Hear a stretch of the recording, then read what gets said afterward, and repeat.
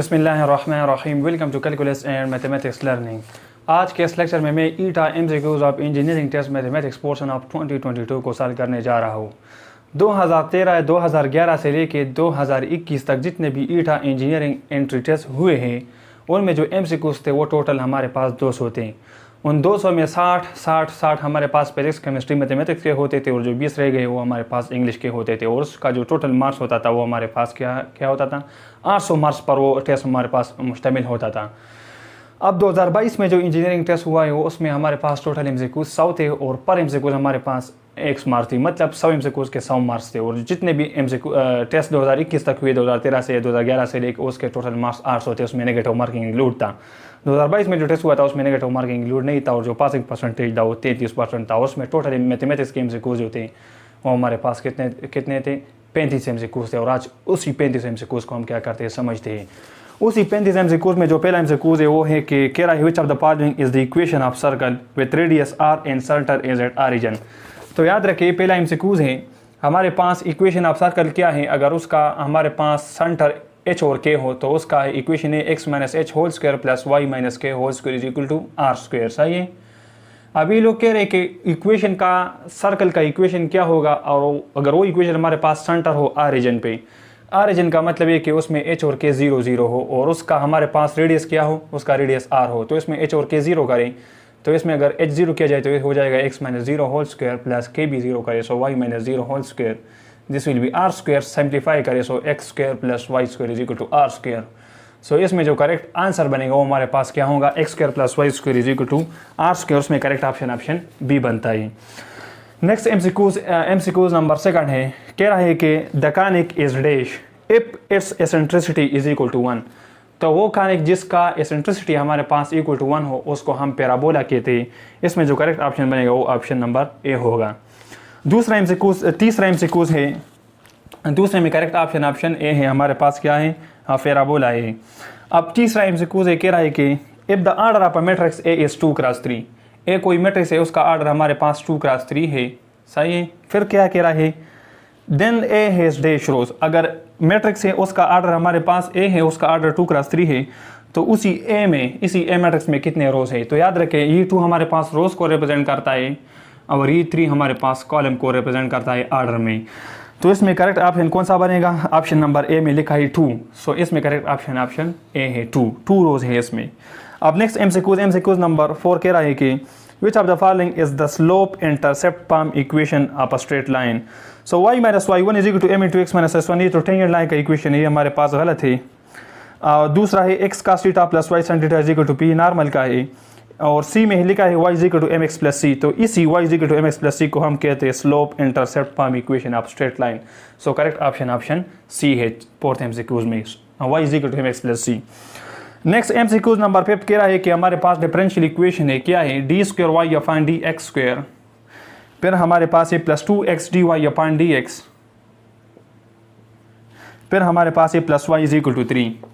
कह रहा है कि हमारे पास differential equation, it is a differential equation of degree what, degree हमारे पास ऑप्शन क्या है 0 1 2 3। डिग्री क्या होता है, डिग्री ऑफ डिफरेंशियल इक्वेशन समझने के लिए पहले आपको ऑर्डर को समझना चाहिए। ऑर्डर हमारे पास इक्वेशन का क्या होता है, डिफरेंशियल इक्वेशन ऑर्डर हमारे पास डेरिवेटिव का जो हाईएस्ट पावर होता है उसको हम ऑर्डर कहते हैं। इसमें डेरिवेटिव देखे ना, इस होल इक्वेशन में एक डेरिवेटिव dy अपॉन dx है, एक है dy अपॉन dx का स्क्वायर, तो इसका पावर 1 है और इसका 2 है, तो इसमें हाईएस्ट कौन सा है, इसमें हाईएस्ट 2 है ना। तो मतलब ये हुआ कि इस डिफरेंशियल इक्वेशन का ऑर्डर क्या है, 2 है। अब डिग्री क्या होता है, डिग्री उसी ऑर्डर का जो पावर होता है वो हमारे पास डिग्री होता है, तो इसका होल पावर देखो क्या है, 1 है। तो इसका मतलब इस डिफरेंशियल इक्वेशन का जो डिग्री बनेगा वो हमारे पास क्या होगा, 1 होगा। तो इसमें करेक्ट ऑप्शन कौन सा बनेगा, एमसीक्यूज नंबर 5 में जो करेक्ट ऑप्शन है वो ऑप्शन नंबर बी है, डिग्री 1। नेक्स्ट एमसीक्यूज है कि compute the modulus of 2 + 5 iota. Modulus of क्या, मॉडुलस ऑफ 2 + 5 आयोटा। तो इसका मॉडुलस क्या होगा, मॉडुलस का आपको पता है, इसका स्क्वायर प्लस 5 का स्क्वायर अंडर द रूट, इसको सिंप्लीफाई करें अंडर रूट 29 आ जाएगा। सो इसी एमसीक्यूज में जो करेक्ट ऑप्शन बनेगा वो ऑप्शन नंबर सी होगा, under root of 29, C is the right option. MCQs number 7 कह रहा है कि the real part of 5 - 3 iota whole raise to the power -1 will be. हमारे पास एक कॉम्प्लेक्स नंबर के 1 है, 5 - 3 आयोटा, इसका पावर -1। तो ये हमारे पास इनवर्स मल्टीप्लिकेटिव इनवर्स के फॉर्म में इसको हम लिख सकते हैं 1 अपान, ये कौन सा MCQ 7, इसको हम लिख सकते हैं 1 अपान 5 प्लस 3 आयोटा। इसका रेशनलाइजेशन करें 5 माइनस 3 आयोटा से। सो ऊपर और नीचे मल्टीप्लाई किया मैंने, ऊपर 5 माइनस 3 आयोटा आ जाएगा, नीचे a plus b into a minus b लग जाएगा, तो a square minus b square. तो ऊपर तो 5 माइनस 3 आयोटा ही, नीचे सिंप्लीफाई करो यहाँ से 25 माइनस 9 एंड आयोटा स्क्वायर से -1 फर्दर हल करो। सो 5 माइनस 3 आयोटा डिवाइडेड बाय, तो यहाँ से हमारे पास 25 के साथ अगर 9 ऐड किया जाए तो हमारे पास 34 आता है। इसको स्प्लिट करें सो 5 अपान 34 माइनस 3 अपान 34 आयोटा आ जाएगा। अब इसमें रियल ये है, ये रियल है और ये इमेजिनरी है, जो हमारे पास ये पार्ट है इमेजिनरी है। तो ये लोग कह रहे कि the real part of 5 minus 3 out of और -1 will be 1/34 minus 5/34 9/34 5/34। So correct option हमारे पास 5/34 है। इसमें कौन सा करेक्ट ऑप्शन है? Option D is the right option, इसमें डी राइट ऑप्शन है। नेक्स्ट MCQ नंबर 8 कहता है if f of x is equal to x³ -2, function हमारे पास अगर क्या है x³ -2 है, तो फिर आप क्या मालूम करें? आप मालूम करें f इनवर्स ऑफ 6 मालूम करें, f इनवर्स ऑफ 6। तो इसी फंक्शन का इनवर्स आप लोग निकाल सकते हैं, f ऑफ x को y मान लें, so this will B x³ -2, 2 को राइट साइड पर शिफ्ट करें, सो x³ विल बी y + 2। अब यहाँ से हमने क्या किया, f ऑफ x की जगह y लिखा, x³ -2, 2 राइट साइड पे गया, सो y + 2 और x³ हमारे पास ये आ गया। अब यहाँ से x हमारे पास क्या आ जाएगा, y + 2 पावर 1/3 आ जाएगा। अब f ऑफ x को मैंने माना था y माना था ना, f राइट साइड पे जाएगा तो ये हो जाएगा x is equal to f inverse y, तो इसी x की जगह लेके f inverse y, this will be y + 2 power 1/3। अब इसी y को x से रिप्लेस करें, so f inverse x will be x + 2 power 1/3। अब हमने निकालना क्या है, f इनवर्स 6 निकालना है, x की जगह 6 पुट करें, सो f इनवर्स 6 क्या हो जाएगा, 6 + 2 पावर 1/3 हो जाएगा। अब 6 + 2 से 8 आ जाएगा, 8 को हम लिख सकते 2 पावर 3 एंड होल पावर 1/3, 1/3 3 के साथ कैंसिल, सो f इनवर्स 6 हमारे पास क्या आ जाएगा, 2 आ जाएगा। सो इसमें जो करेक्ट ऑप्शन बनेगा वो हमारे पास ऑप्शन ए होगा, 2। नेक्स्ट MCQs हमारे पास कौन सा है, MCQ 9 है। MCQ 9 कहते हैं कि द लोवेस्ट और highest point of parabola is called vertex. Vertex पे हमारे पास पैराबोला क्या होता है, इसका ऑरिजिन 0 0 होता है। सो करेक्ट ऑप्शन इसमें कौन सा बनेगा, ऑप्शन ए बनेगा। फिर MCQ नंबर 10 है कि cos of alpha multiply cos beta, क्या है काज, ये तो 9 है, 9 में मैंने क्या बताया, 9 में मैंने वर्टेक्स बताया था, ए करेक्ट ऑप्शन। फिर 10 है, 10 में बता रहा है कि काज alpha into cause of beta, ये किस चीज़ के बराबर है, plus sine alpha sign beta, plus sine alpha and sign beta, cos alpha cause beta plus sine alpha sign beta, ये हमारे पास किस चीज़ के बराबर है। तो ये आप यहाँ पे काज अगेन आ रहा है, फिर साइन आ रहा है दोबारा, तो इसकी ट्रिक ये है कि अगर काज दोबारा आ रही है, साइन दोबारा आ रहा है, तो ये मतलब इसका जो रिजल्ट आएगा वो इन टर्म ऑफ काज आएगा। तो ये एक बात तो प्रूफ होगी कि इसका रिजल्ट इन टर्म ऑफ काज आएगा। तो काज हमारे पास पहला ऑप्शन है काज अल्फा प्लस बीटा, दूसरा है काज अल्फा माइनस बीटा, तीसरा है साइन अल्फा प्लस बीटा, चौथा है साइन अल्फा माइनस बीटा। तो इसमें देखें ये हमारे पास प्लस है तो काज साइन को चेंज करता है, तो इसमें जो रिजल्ट आएगा वो आएगा अल्फा माइनस बीटा।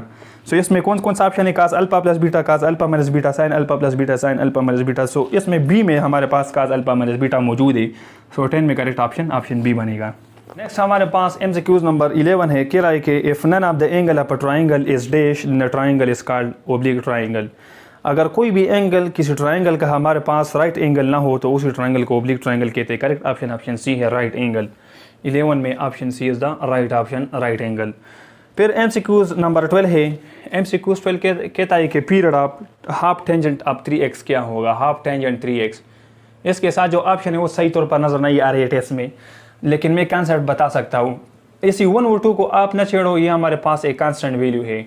आप टेंजेंट 3x पे गौर करें तो आपको तो ये चीज़ पता होना चाहिए कि साइन उसका रेसिप्रोकल कोसेकेंट, फिर कास और उसका रेसिप्रोकल सेकेंड, इन चारों ट्रिग्नोमेट्रिक फंक्शन का जो पीरियड होता है वो 2π होता है हमेशा।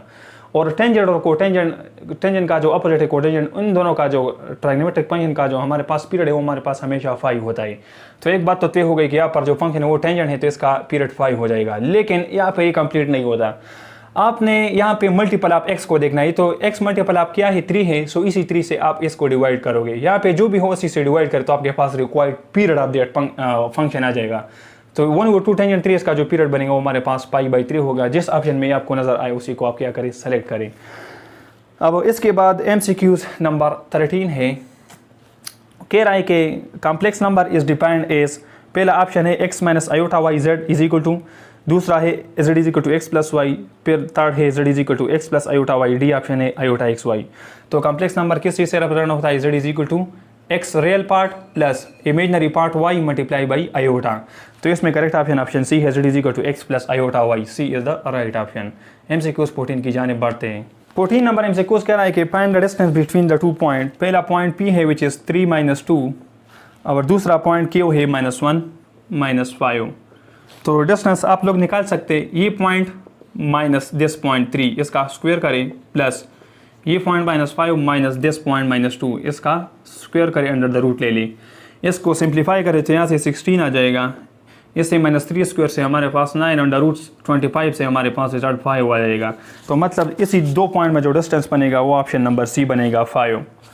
अब इसके बाद MCQs 15 क्या कह रहा है कि centroid of a triangle ABC is a point that divides each median in the ratio of 2:1, हमेशा 2:1 में करेगा। ये ईटा MCQs ऑफ 2020 रिपीटेड MCQs, इसमें मैंने डिटेल से सॉल्व किया कि किस तरह सेंट्रॉइड मीडियन को 2:1 में डिवाइड करता है। सो correct option for MCQs number 15 is option A 2:1। फिर MCQ 16 कहते हैं कि 6p2 हमारे पास क्या है, तो ये तो सिंपल परमुटेशन का प्रॉब्लम है। 6 फैक्टोरियल हो जाएगा, फिर 6 - 2 हो जाएगा, 6 - 2 से 4 फैक्टोरियल, इसको सिंप्लीफाई करें तो 6 × 5 आ जाएगा, इससे रिजल्ट 30 आ जाएगा। तो इसमें जो करेक्ट ऑप्शन बनेगा वो ऑप्शन बी होगा, 30 होगा। तो इसमें करेक्ट ऑप्शन ऑप्शन बी। अब MCQ 17 की जानिब बढ़ते हैं। MCQ 17 कहता है कि if A and B are mutually exclusive even then the probability of A union B will be. Probability of A union B क्या होगा, अगर ये दो सेट्स हमारे पास क्या हो, ये हमारे पास रिप्रेजेंट कर रहा हो म्यूचुअली एक्सक्लूसिव इवेंट्स को। The probability of A union B हमारे पास क्या होगा। पहला ऑप्शन है probability of A plus probability of B minus probability of A intersection B। दूसरा है probability of A plus probability of B plus probability of A intersection B। Third है probability of A plus probability of B। D option है probability of A minus probability of B।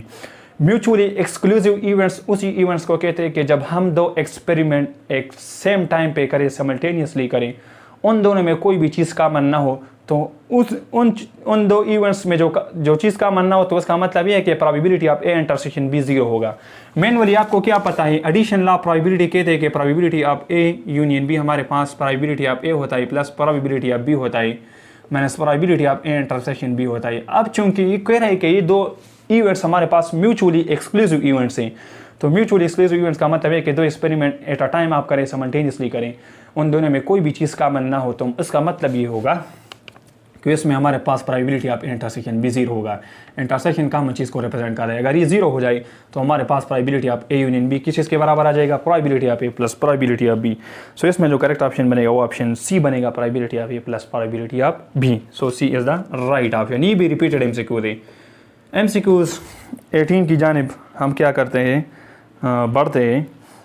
अब एक MCQs हमने छोड़ा, if a pair a die is rolled what is the probability that an even number will show up.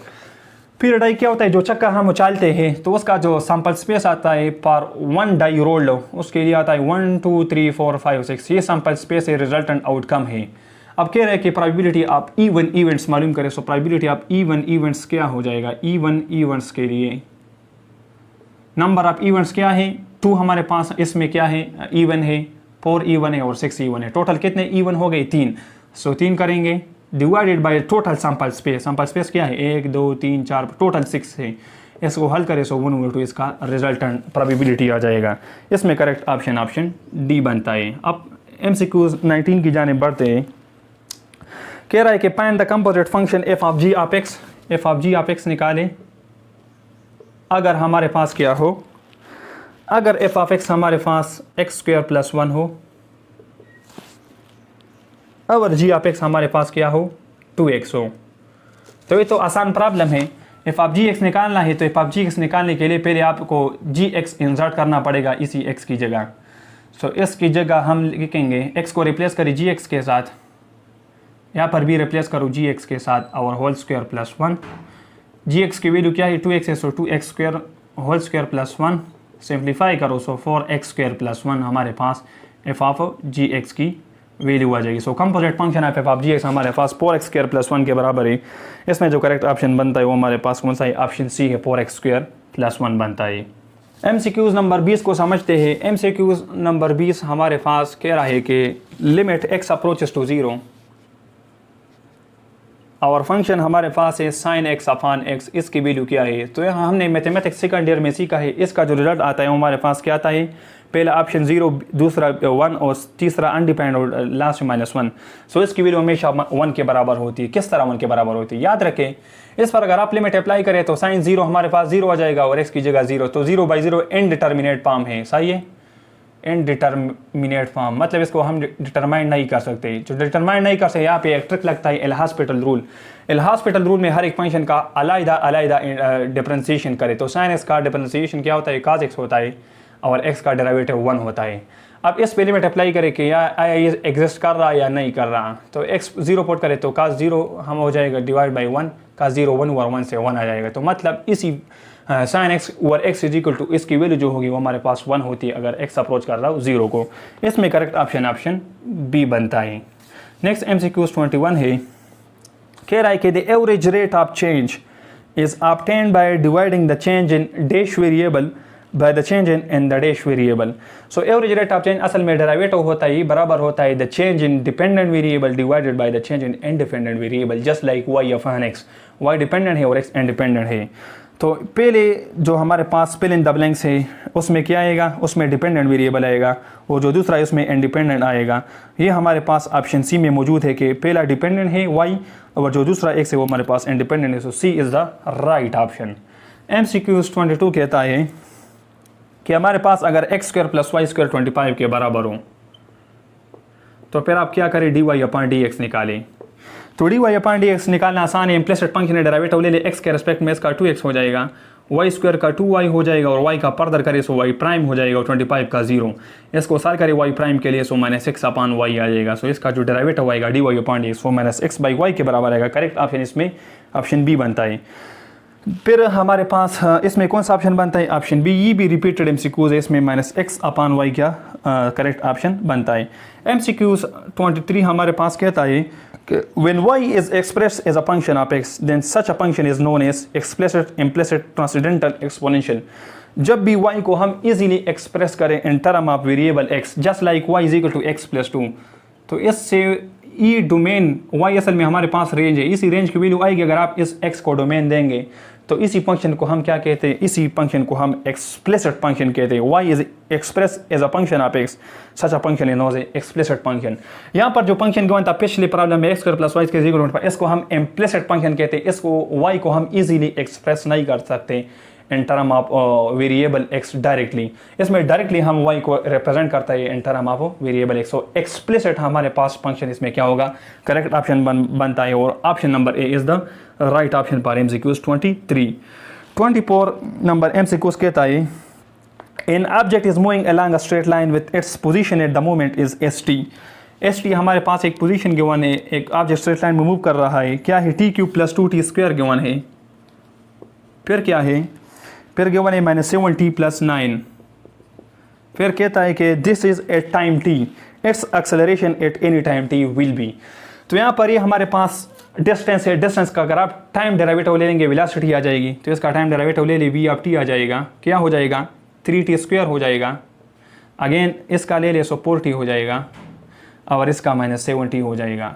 Again velocity का अगर आप time derivative ले ले एक्सेलरेशन आ जाएगा, तो ये हो जाएगा 6t और इसका +4 हो जाएगा। तो एक्सेलरेशन हमारे पास क्या होगा? 6t + 4। इसमें जो करेक्ट ऑप्शन बनता है वो ऑप्शन नंबर सी बनता है फॉर MCQ 24। 25 की जाने बढ़ते हैं। ये कहता है कि हमारे पास क्या है? y - y0 is equal to -1 divided by slope m into x - x0 is the equation of line at a point p x0 y0। तो इस इक्वेशन को हम नॉर्मल इक्वेशन कहते हैं। करेक्ट ऑप्शन इसमें ऑप्शन बी बनता है। MCQ नंबर 26 की जाने बढ़ते हैं। कह रहा है कि इंटीग्रल sin x dx क्या होता है? इंटीग्रल sin x dx, तो इंटीग्रल ऑफ sin x हमेशा याद रखें -cos x होता है। क्यों? क्योंकि अगर आप -cos x का डेरिवेटिव लेंगे तो इससे अगेन सेम फंक्शन ही आएगा। तो इसका integral -cos x plus constant of integration होगा। सो इसमें करेक्ट ऑप्शन हमारे पास ऑप्शन ए बनता है। MCQ 27 कहता है कि डी बाई डी एक्स आप काज एक्स क्या होगा। तो ये तो आसान है, सिक्वेंट डी डेरिवेटिव ऑफ काज आपको पता है माइनस साइन एक्स होता है। तो इसमें करेक्ट ऑप्शन कौन सा बनेगा, इसमें करेक्ट ऑप्शन सी बनेगा, माइनस ऑफ साइन एक्स। फिर नेक्स्ट एमसीक्यूज को अभी समझते हैं। एमसीक्यूज 28 हमारे पास है कि एफ ऑफ टी अगर हमारे पास क्या हो 2i के बराबर हो, देन हमारे पास -5j प्लस टी स्क्वायर के, -5j प्लस टी स्क्वायर के। फिर दूसरा पोजीशन अगर आप जी ऑफ टी आपके पास गिवन हो 1 minus t time of unit vector i, then plus 1 upon t time of unit vector k. फिर कह रहे कि आप मालूम करें f of t cross then f of t dot product with the second position vector difference g of t के साथ। अब यहाँ पर डॉट प्रोडक्ट का इस्तेमाल हो रहा है, तो डॉट प्रोडक्ट का इस्तेमाल किस तरह होता है, सोल्यूशन इसका इस तरह हो जाएगा। डॉट प्रोडक्ट में सेम कंपोनेंट को मल्टीप्लाई करते, तो आई कंपोनेंट को मल्टीप्लाई करें, सो 1 माइनस टी को 2 के साथ मल्टीप्लाई करें, देन जे तो इसमें नहीं है तो 0 हो जाएगा। अब के इसमें है टी स्क्वायर और इसमें 1 अपॉन टी है, मल्टीप्लाई करें, इसको साल करें सो यहाँ से 2 माइनस 2t आ जाएगा और यहाँ से इसके साथ कैंसिल प्लस t आ जाएगा, साल करें सो 2 माइनस टी इसका रिजल्ट हो जाएगा। लेकिन ऑप्शन में 2 माइनस टी नहीं है, तो मतलब इसमें करेक्ट ऑप्शन यही 2 माइनस टी ही होगा। अब दूसरा फिर नेक्स्ट एमसीक्यूज हमारे पास 29 है। एमसीक्यूज 29 कह रहा है if a square matrix has 2 identical rows और 2 identical column then the determinant of that matrix will be always be equal to 0। ये हमारे पास प्रॉपर्टी ऑफ डिटरमिनेंट है, अगर डिटरमिनेंट में किसी मैट्रिक्स में 2 रोज या 2 कॉलम आइडेंटिकल हो, सेम हो, तो उसका जो रिजल्टेंट डिटरमिनेंट आएगा वो हमारे पास 0 होगा। इसमें जो करेक्ट ऑप्शन बनेगा वो ऑप्शन नंबर ए होगा। एमसीक्यू 30 की जाने बढ़ गए, कह रहा है कि rank of non zero matrix A is the number of dash in its echelon form. So याद रखें कि रैंक हमारे पास नॉन जीरो मैट्रिक्स का number of non zero rows ही होता है। सो इसमें जो करेक्ट ऑप्शन बनेगा वो ऑप्शन ए होगा, नॉन जीरो रोज होगा, ऑप्शन ए। एमसीक्यू 31 की जाने बढ़ते ही हमारे पास है कि find the work done in moving an object along the vector. Vector हमारे पास क्या है 9i माइनस जे प्लस के है। इफ द अप्लाइड फोर्स हमारे पास क्या है 3i plus 2j and then plus के है।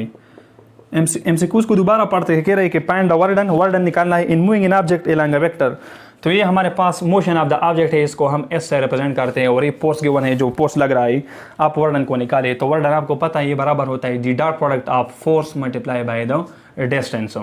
सो फोर्स क्या है 3i प्लस 2j प्लस के, इसका डॉट प्रोडक्ट किसके साथ s के साथ, which is 9i minus j and then plus के।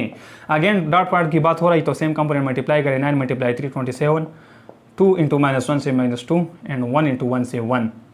इसको सॉल्व करें सो यहाँ से 25 प्लस इससे 25 प्लस 1 से 26 यूनिट आ जाएगा।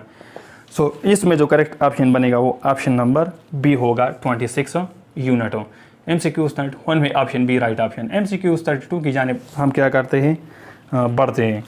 MCQ 32 कह रहा है कि when the dot product of two vector is 0, अगर दो वेक्टर का डॉट प्रोडक्ट a डॉट b 0 आ गया, let's suppose vector are a and b, इनके दरमियान डॉट प्रोडक्ट 0 हो, the angle between the vector will be. तो याद रखें ये डॉट प्रोडक्ट हमारे पास बराबर होता है दी magnitude of a magnitude of b cause of theta. अभी 0 तब हो सकता है अगर ये एंगल थीटा हमारे पास क्या हो, थीटा अगर हमारे पास 90 डिग्री हो तो काज 90 0, अगर काज 270 हो तो हमारे पास क्या होगा ये रिजल्ट 0 देगा। तो मतलब यहाँ पे ऑप्शन में क्या क्या मौजूद है 0 डिग्री 45 डिग्री 90 180। सो 90 डिग्री पे हमारे पास क्या होगा इसका result 0, so A dot B हमारे पास 0 हो जाएगा। सो इसमें जो करेक्ट ऑप्शन बनेगा वो ऑप्शन सी होगा 90 डिग्री। इसके बाद MCQ 33 है, कह रहा है कि फाइंड अरिथमेटिक मीन आप 2 √2 माइनस 3 एंड दूसरा है √2 प्लस 3। तो इन दोनों को ऐड करें, √2 प्लस 3 और √2 माइनस 3 को ऐड करें, 2 से डिवाइड करें, अरिथमेटिक मीन आ जाएगा। तो ये दोनों कैंसिल, √2 प्लस √2 से 2 √2 आ जाएगा, नीचे 2 है, दोनों कैंसिल। सो √2 ऑफ 2 इसका क्या हो जाएगा अरिथमेटिक मीन हो जाएगा। करेक्ट ऑप्शन ए है। MCQ 34 कहता है given that a1 is equal to 5। इसको इसी साइड पे सॉल्व करते हैं। 34 नंबर MCQ कह रहा है कि given that a1 is equal to 5, फिर हमारे पास दूसरा चीज़ और कॉमन रेशियो r गिवन है 3 गिवन है, फिर नंबर ऑफ टर्म n हमारे पास 5 है। कहता है कि find the 5th term of the geometric progression. A5 हमने निकालना है अगर ये ज्योमेट्रिक प्रोग्रेशन को रिप्रेजेंट कर रहा हो। A5 क्या होगा, an is equal to a1 r power n minus 1 is the general formula for finding the nth term of geometric progression. अब n की जगह 5 पुट करें सो a5 will be a1 r power 4 हो जाएगा। अब a1 गिवन है, बिल्कुल given है, पुट करें 5, r गिवन है, बिल्कुल गिवन है, 3 गिवन है, सो 3 पावर 4 हो जाएगा। सही है, अब 5 हो जाएगा, 3 पावर 4 क्या है, इससे हमारे पास 81 आता है। 81 को 5 से मल्टीप्लाई करें सो इससे क्या आ जाएगा, 5 आ जाएगा, इससे हमारे पास 40 आता है, 40, 8 मल्टीप्लाई 5 से 40, सो 405 इससे रिजल्ट क्या जाएगा, इससे फिफ्थ टर्म हमारे पास क्या जाएगा, 405 आ जाएगा। सो इसमें जो करेक्ट ऑप्शन बनेगा वो ऑप्शन डी होगा, 405। So D is the right option. अब last MCQs of mathematics portion समझते हैं। कह रहा है कि the nth term of the series given है 1 square plus 3 square plus 5 square and goes on. इसका nth टर्म निकालना है। अब ये तो आसान है, हम क्या कर सकते हैं कि स्क्वायर को पहले नेगलेक्ट करें तो हमारे पास क्या रह जाएगा, 1 प्लस 3 प्लस 5। अब ये कौन सा प्रोग्रेशन को रिप्रेजेंट कर रहा है, अरिथमेटिक को रिप्रेजेंट कर रहा है। इनमें देखिए पहला टर्म 1 है a1, अब कॉमन डिफरेंस 3 - 1 b2 है, 5 - 3 b2 है, सो कॉमन डिफरेंस d हमारे पास 2 आ जाएगा। अब n टर्म अगर निकालना चाहे पर अरिथमेटिक प्रोग्रेशन वो बराबर है a1 plus n - 1 into D. अब a1 क्या है, a1 1 है, प्लस n - 1 का तो नहीं पता, d का पता ही 2 है, पुट करें, ऐसे आ जाएगा 1 प्लस 2n - 2 देन 2n - 1 आ जाएगा। सो n टर्म हमारे पास क्या आ गया, 2n - 1। तो ये तो हमारे पास पर द 1 प्लस 3 प्लस 5 आ गया। अब इस पर अगर स्क्वायर करेंगे तो गिवन सीरीज का हमारे पास n टर्म आ जाएगा। सो n टर्म पर the given series will be 2n - 1 का होल स्क्वायर। सो इसमें जो करेक्ट ऑप्शन बनेगा वो हमारे पास ऑप्शन सी होगा, 2n - 1 होल स्क्वायर। सो इसके साथ ही मैथमेटिक्स पोर्शन खत्म होता है। Thank you for watching this lecture.